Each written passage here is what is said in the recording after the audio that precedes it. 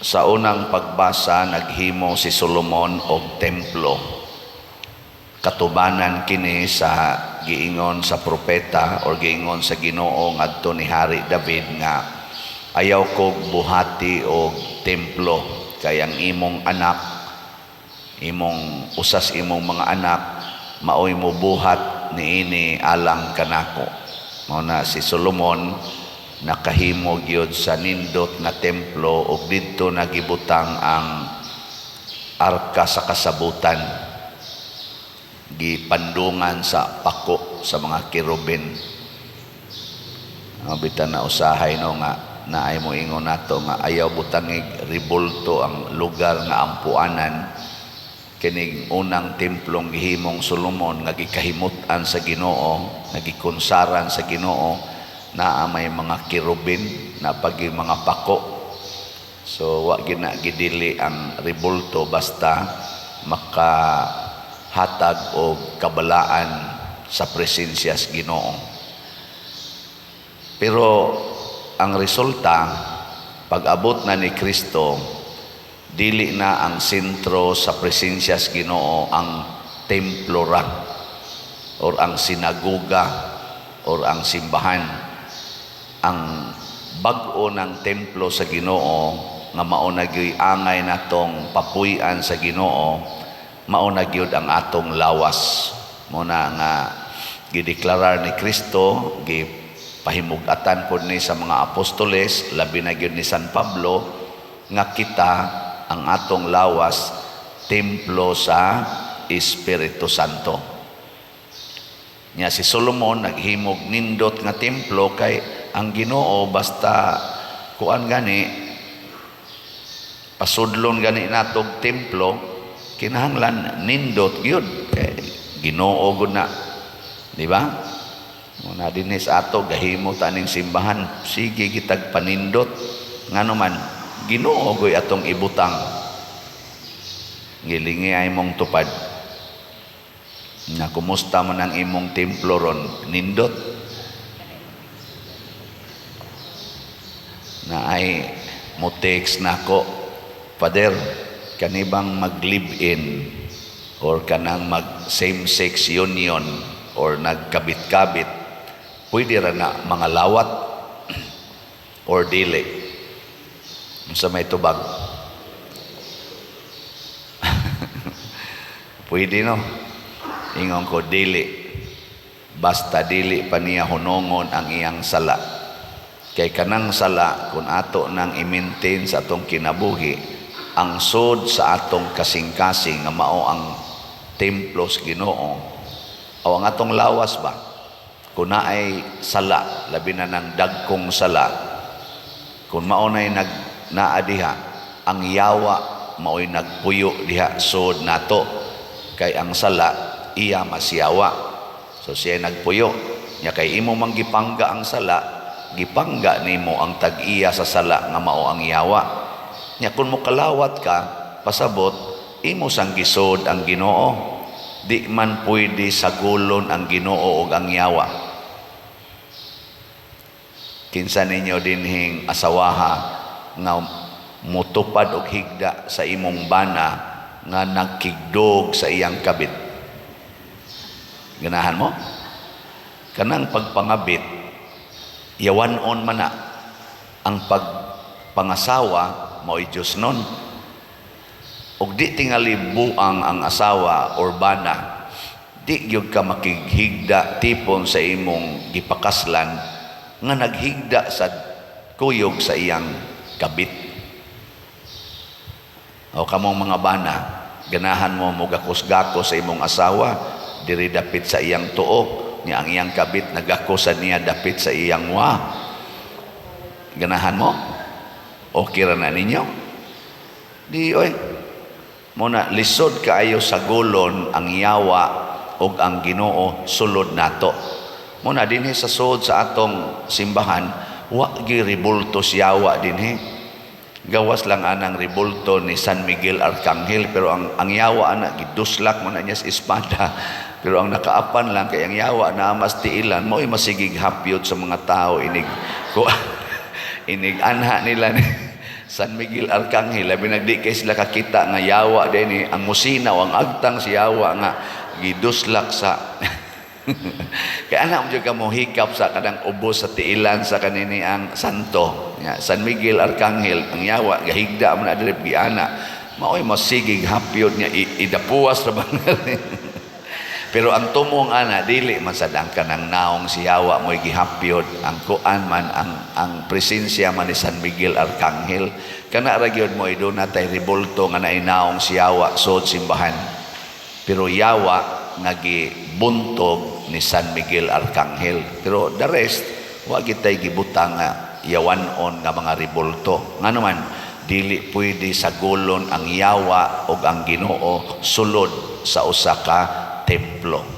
Nya kay ang atong lawas, templo man sa Espiritu Santo, dili unta nato sagolon ang yawa o ang Ginoo. Ngay kaduhang lingi sa imong tupad, ina wa magsagol diha nimo ang yawa o ang Ginoo. Wa magsagol o nagsagol?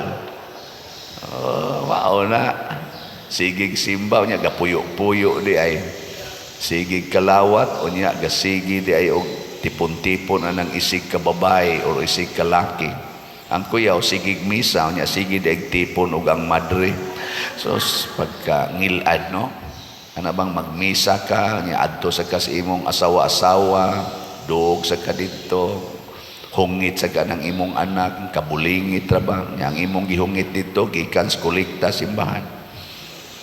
Kanang, di man ang ngilad tingali, sa ubang nga mga nitugot ana, pero kanatong mga Katoliko, importante kaayo ang kanang gitawag in quotation of virginity.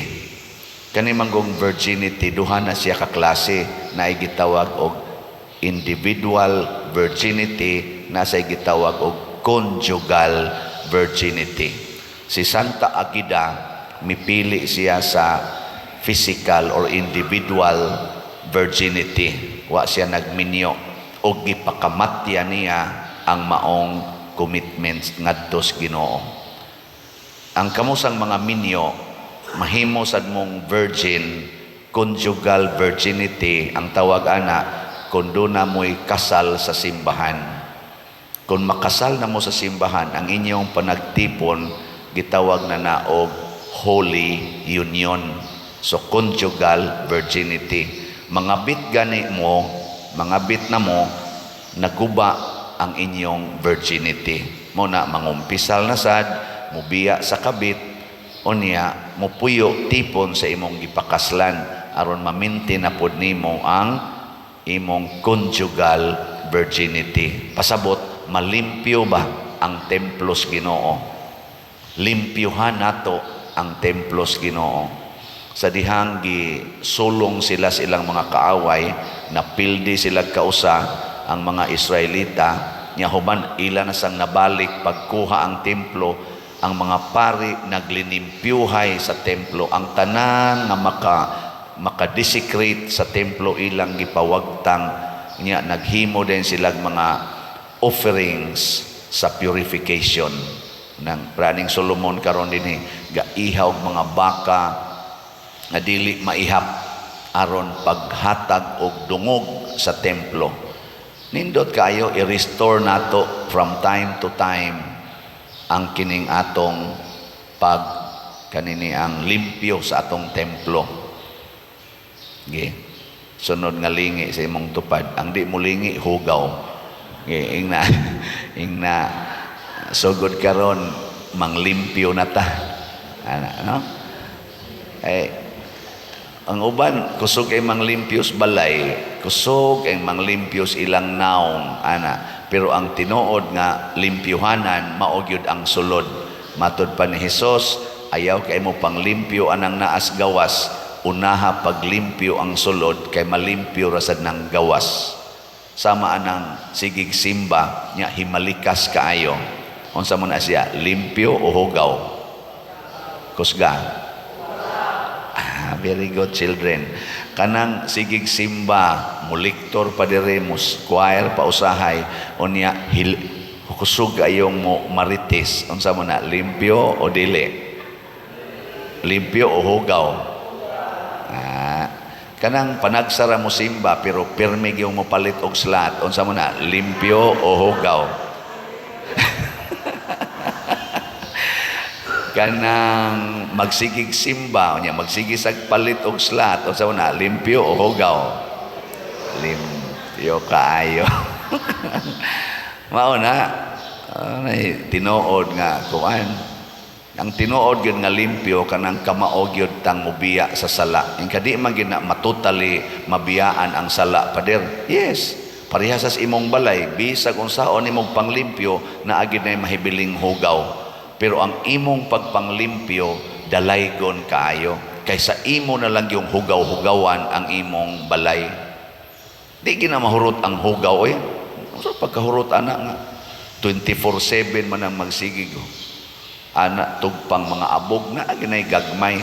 May na lang ang dagko kayong mga hugaw nga kanang makita gyud kaayo mawagtang sama anang magpuyo-puyo. Nya magpakasal na mo. Pag humagkasal, mag-away mangyapon mo. Naa mangyapon ang pamakak. Sa to pa, hugaw-hugaw ra gyapon. Pero katong dako kayong hugaw nga mao ang pagpuyo-puyo, at least nakuha na. Ana ba?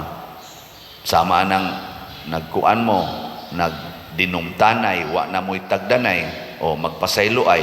Pag human ninyo pasayloay, nagtagad na mo, di man napasabot nga, wa na gyud mo'y sala.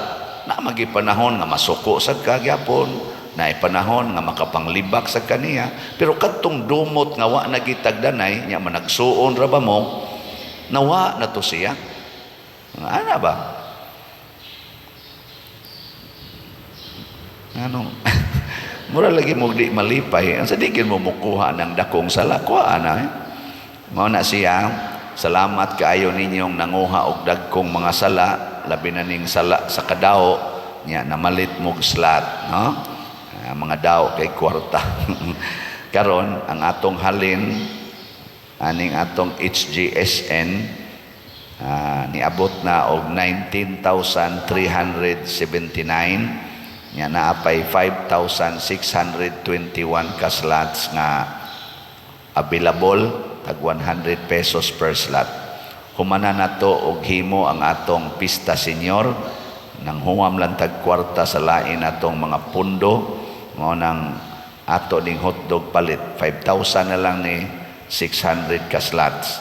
Nya naapatay 50 slot challenge na tag 5,000 pesos per challenge. Na nasa 143 ka challenge nga nadawat, no? Atong pakpakan ang namalit ni ini. Salamat kayo. Mao na siya ay mga tao nga mga tao nga limpyo ba? Nya kining tao nga limpyo manggihatagon. Mo na si Santa Agida hastang iyang lawas iyang gihatag ngadto sa Ginoo tungod limpyo manggod siya kasing-kasing. Matod pa diri sa atong tubag sa Salmo, Ginoo tungas ngadto sa dapit nga imong pahulayanan. Ang tinuod nga dapit diin ang Ginoo pwedeng mopuyo og makapahulay, mao ang kasing-kasing nga mahinulsulon, kasing-kasing nga mapaubsanon. Unya kun ang Ginoo makapahulay sa atong kasing-kasing, ikaw sad nga tag-iya ni anang maong kasing-kasing makasinati og tinuod nga pahulay kanabang inner peace, inner healing. Daghan kaayong mga masakiton nga nagsigig palit na tugslat. Nagani uban mo ingon, Father, stage 2 na kos cancer, stage 4 na kos cancer, palit yapong kugslat. Nga naman, ang healing naa sa ilang kasing-kasing. Pero nasa'y physical healing nga mahitabo. Nasa'y ni text na ako, Father, sige kong palit ni mugslat. Giatake ang akong anak na ICU. Aw anak ba to? Igagaw. Nga na straight na, pasabot patay na. Dito sa ICU. Gibiyaan as mga doctors. Amurag anak, iyang anak. Nagampo siya sa Ginoo nga, Lord, ikaw ra manggitag iyas kinabuhi. Kung imong ihatag pagbalik ang kinabuhi sa kong anak, salamat. Pero kung imo sa siyang hatagag kinabuhi nga magantos lang yapon, ayaw na lang sa tingali. After 20 minutes, naghuwat na lang kanus ahipuson, ni lihok og balik ang kasing-kasing. Ingon siya, nahibong ang mga doktor nga nung nilihok og balik, mo to ilang gitabang, o karon paspas kaayo ang iyang recovery niya, padong na gid siya manormal. Ingon siya, milagro ni Pader sa Ginoo nga akong gihimo.